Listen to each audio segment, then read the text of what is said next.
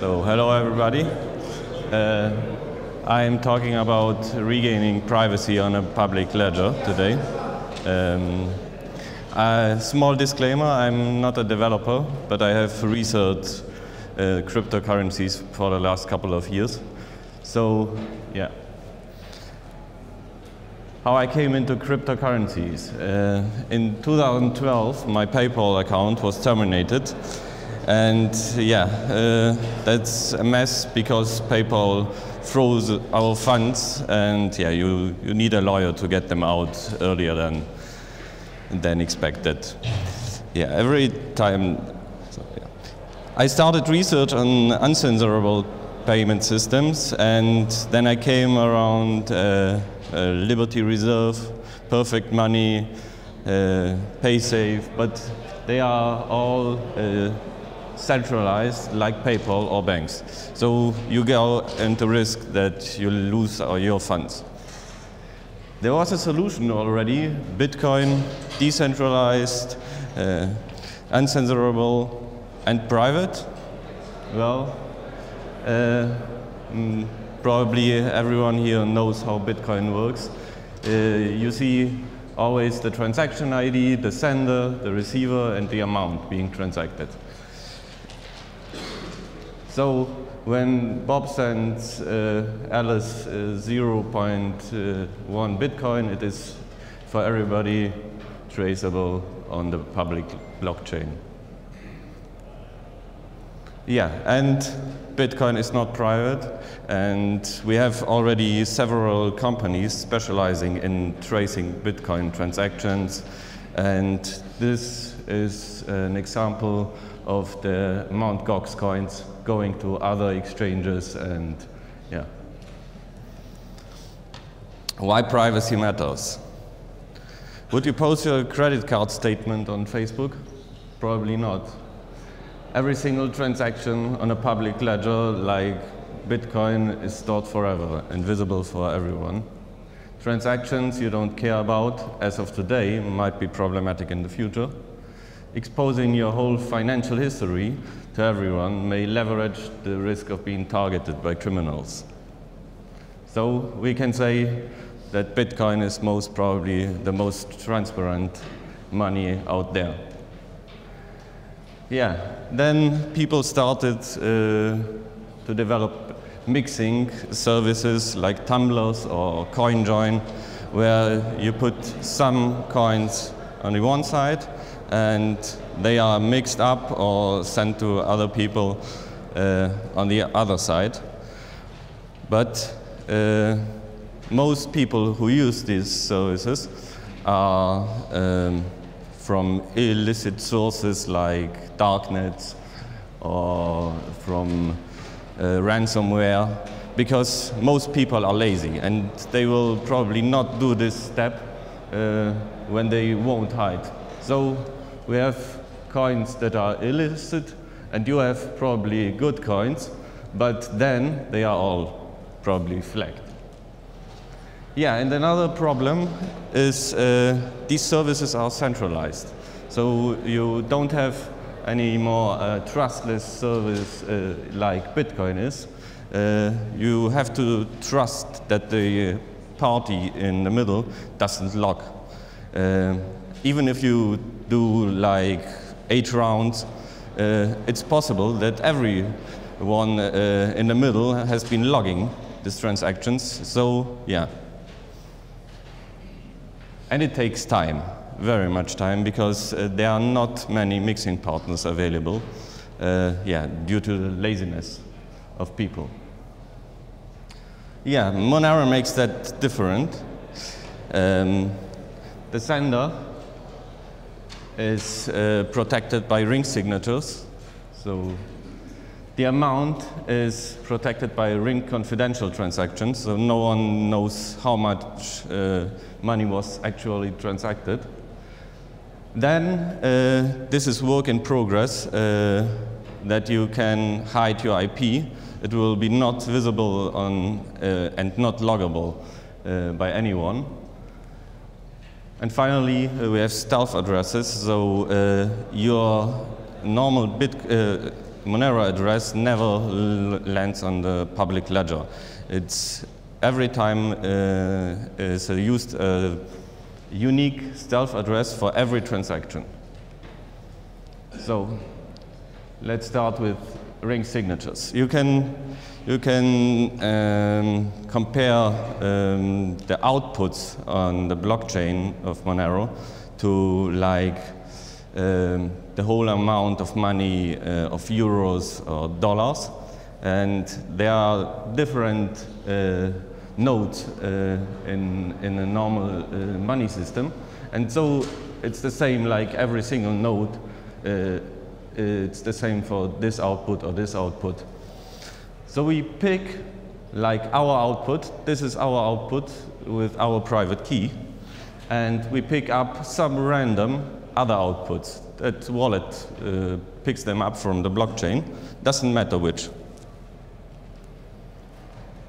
So we have our output, which we can spend. Then we have the other outputs, which we hide among them. The current minimum ring signature size is 7. It was just adjusted like 1 month ago from 5. And back earlier in 2007, it was 3. And from our output, we can generate a key image because we have the private key for it. Oh, that went wrong.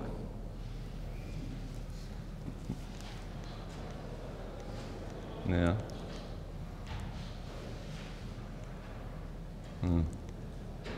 I don't know. Okay, there's a Patterson commitment, and this is based on basically here the real amount, just a random number added to it, and we divide all of them into these Patterson commitments. And no one knows this random number, only the Xander knows. So they can probably all be spent, but you have only the key image for this one. So, and ring CT signatures signs the difference between these amounts. And yeah, so no one knows how much XMR is transacted actually. And this commitment is the public key for this transaction. So any miner or node can verify that the amount of the input was the same like the output without knowing this or this. So in Bitcoin, you have here, we have one input, and if a transaction is done to B, we can trace it. And we can trace it further, B to C, C to D, and so on. If you transact your input, it is always traceable. In Monero, we can't say if it's a coin-based transaction of newly mined coins. Everyone can see that is a coin-based transaction, but you can't determine where it's going to, because it's also a stealth address. Or if the money is really being spent, or if it's just used as decoy here in another transaction from anyone else. Yeah, Covery is work in progress. It's not ready yet, but it's the last key, and it's your IP address. When you send a transaction to any other node, obviously they know your IP address, but they don't know if it's your transaction or if it's just relayed because you got the transaction from someone else and relay it to the network. But it's an attack vector for anyone who has much money, because they can create fake nodes and then determine probably from which node the transaction came. And also it's an attack vector for censorship, because your ISP can block every Monero transaction you are sending to someone or just relying. And also for countries with censorship like China, they could block all Monero traffic. So it would be shut down. Yeah, and Covery is an IP router, just a re-implementation, I2P. It's similar to Tor, but Tor is often used just as proxy, and it has few nodes who are really relaying traffic, but many users. So any attacker can also build up many nodes to track your traffic. And in I2P, every single node is also relaying traffic. So we help also the I2P project. And stealth addresses, finally, are, you don't know the inputs, how much XMR is being transacted. The outputs are here, and the Monero, you know that was an output and that was an output, but it's a stealth address to the receiver here, and that is your change. So that's weird. Oh yeah, and that is your change with your private key. So we have here, no one can tell which output was used, how many Monero was transacted, and to which address it went, because these are stealth addresses which are generated once by the sender.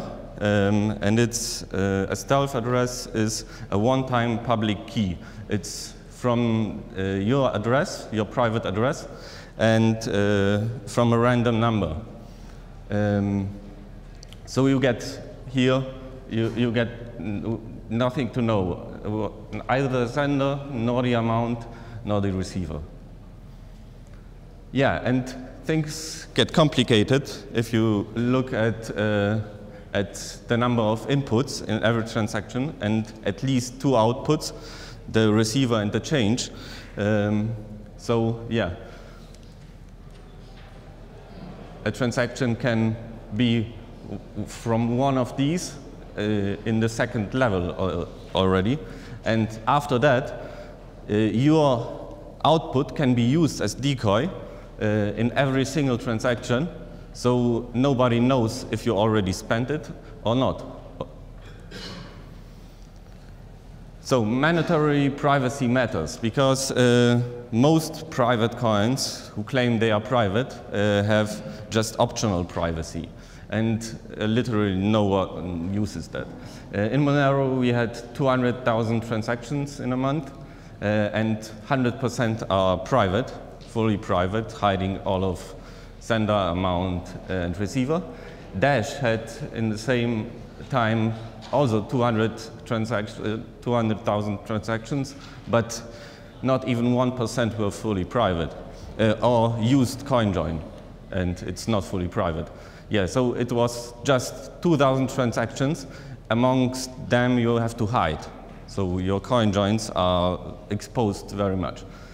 Zcash had 350,000 transactions, and 10% of them were transactions from the public ledger to the private, actually. So they are not fully private, and only 0.5% were fully private.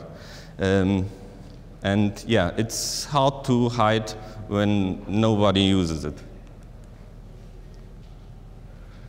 Yeah, and we have also regulatory compliance and transparency, because you can generate a view key for everyone for one transaction, just to prove that you actually sent it when the receiver says, no, I didn't get it.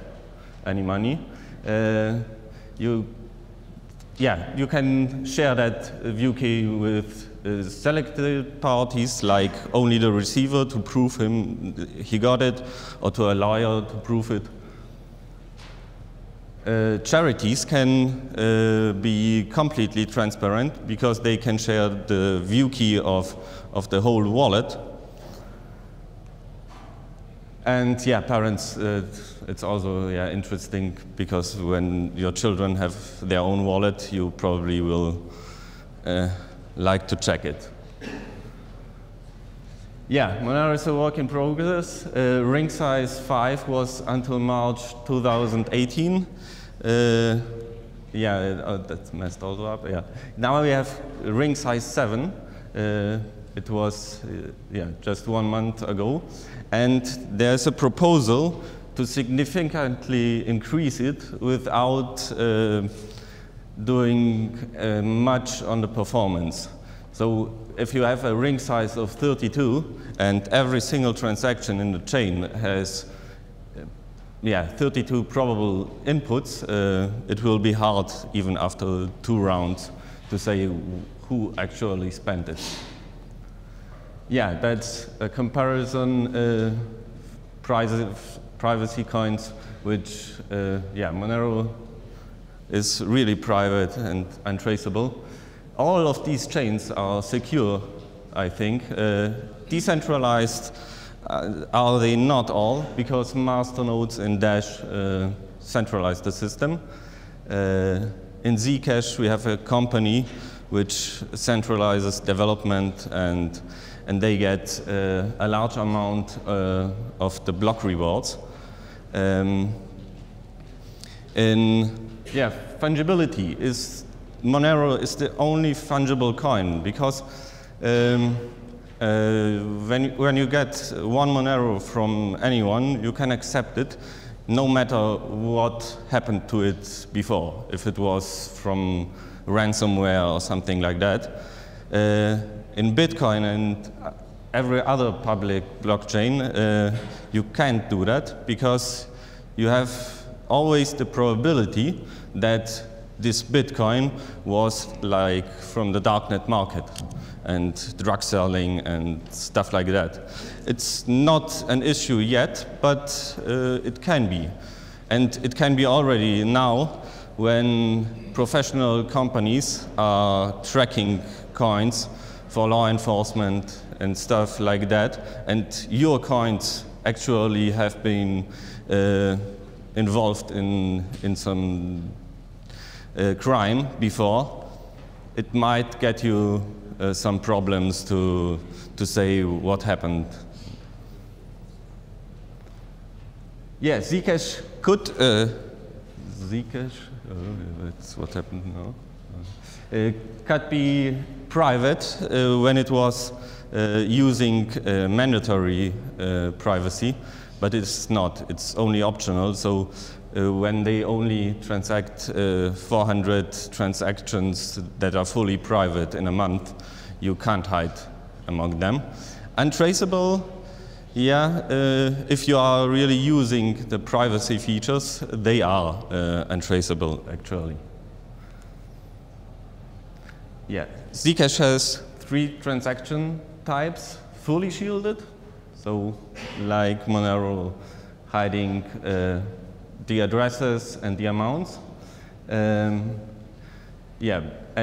only 0.5% of transactions in the last month are using this feature. So these theoretically provide even better privacy than Monero's, because they are using zero knowledge proofs.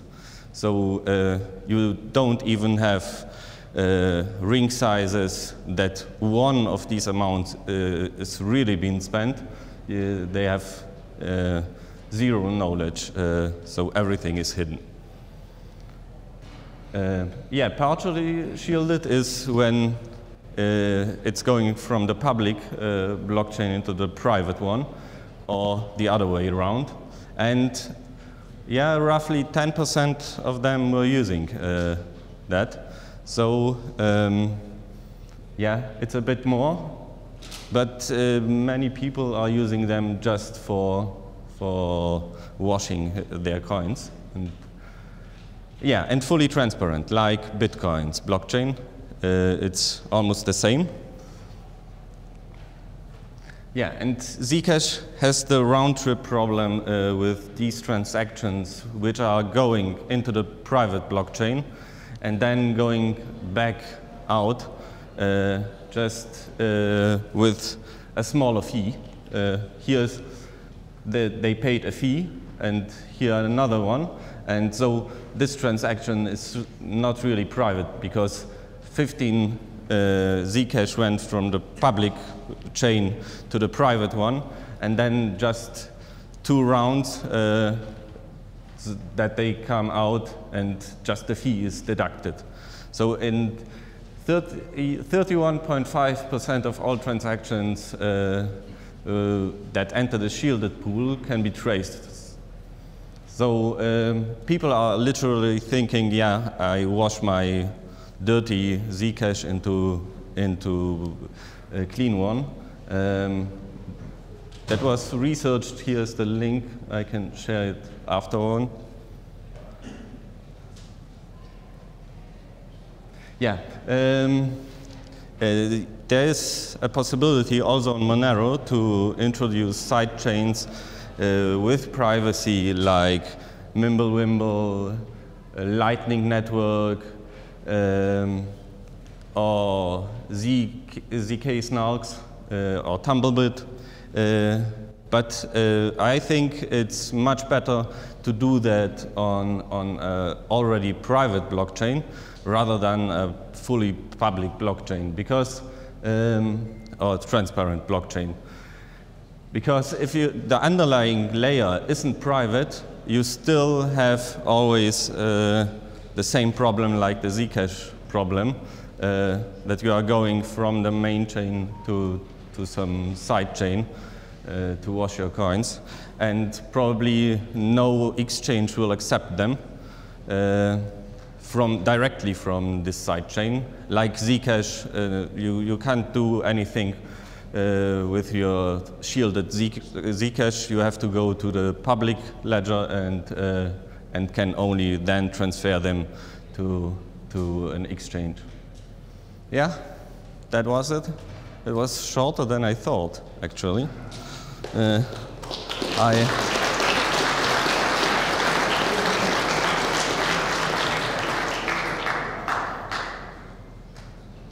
Some Q&A?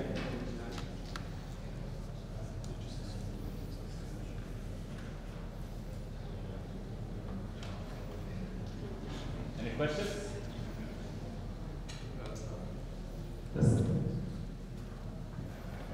Maybe can you talk more about regulators, views on things like Monero? How likely do you think it is that Monero will basically be not legal, or how likely do you think that Monero will prohibit other cryptocurrencies that the regulator perceive this is dirty money and so on? Yeah, so I don't think Monero has a bigger regulatory problem than Bitcoin has. Because also on Bitcoin, many people are working on privacy stuff. So if there will be, or there is already Lightning Network, which brings you some more privacy, you should shut down the whole Bitcoin network. So where is the borderline? And also everyone can fork away. When Monero would be banned, you can create a Monero 2 or something like that. So I don't think that is a regulatory issue. But yeah, always the entering from fiat to crypto will be a problem, not only for Monero. Governments try to watch it, and also many agencies are working on tracing of being able to trace transactions on the Monero or the Zcash chain, They are already working on it, but yeah, the cryptography is not broken yet, so it's under review also. Thank you. All right. Welcome. Any other questions?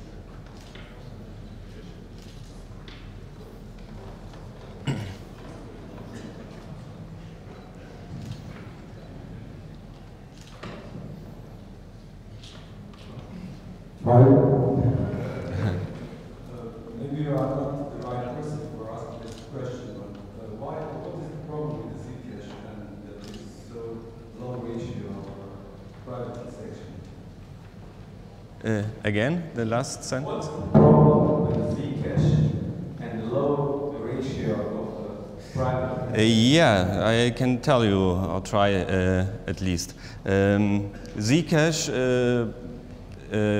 you need a very large computational power to create a Zcash transaction. So people, again, are lazy and they don't want to wait 3 or 4 minutes to create a transaction. And also for exchanges, it's not feasible to, when they transfer like 100 transactions per hour, they would have to build up 10 systems just to create these Zcash snarks. But I know also they are working on optimizations of this, and they are quite far with that. But still, they, at least from what I heard from Zuko, they don't want to make it mandatory. And I think people will be lazy and think, no, I don't need this private, I'm buying on Amazon or something like that, and it doesn't matter if anyone knows it.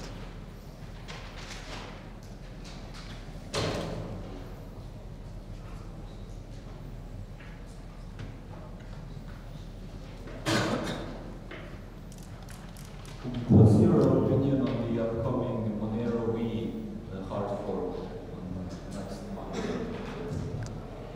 Yeah, that's very problematic in privacy reasons because key images can only be used once, what we have seen. And when they are used already on another chain, which is just a continuing chain of the old one and not a restart like Electroneum, which is totally legit, yeah,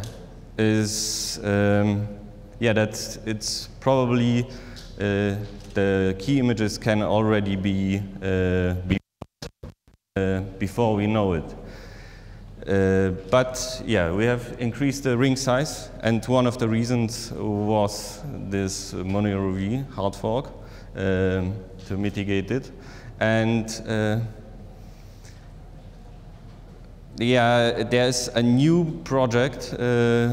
It's called RingDB of blacklisted outputs. So they are not anymore used as decoy for new transactions. And yeah, obviously it would be nice to have like ring sizes of 30. Then it's not a problem anymore because it's not very, yeah. I don't think that all of these outputs will be at once, compromised.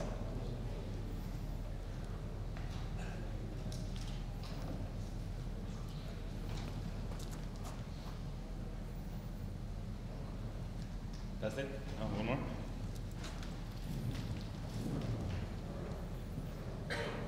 Hi, continuing the last question. Is the port just a privacy issue, or could it cause people to lose coins? Which question on the Monero V? We just talked about when this Monero V? they're exposed on the other chain. The rings, what was it? Yeah, but Is this just a privacy issue, or is it a security issue? Like, because it lose coins, yeah, it's the other chain, or is it just a privacy issue? a privacy issue. Yeah, and if you are claiming your coins on the other chain, it is also a privacy or even security issue, because you don't know, they haven't released the code so it's not reviewed, and it could be also malware stealing your private keys, so you can lose it on both chains. So I wouldn't recommend it, at least not until there is some code review and audit. So if someone just decides to never use the other fork, then it's safe, right? Yeah, it's safe, but if many people use it, you are also at privacy risk that the decoys you are actually using have already been used, provably.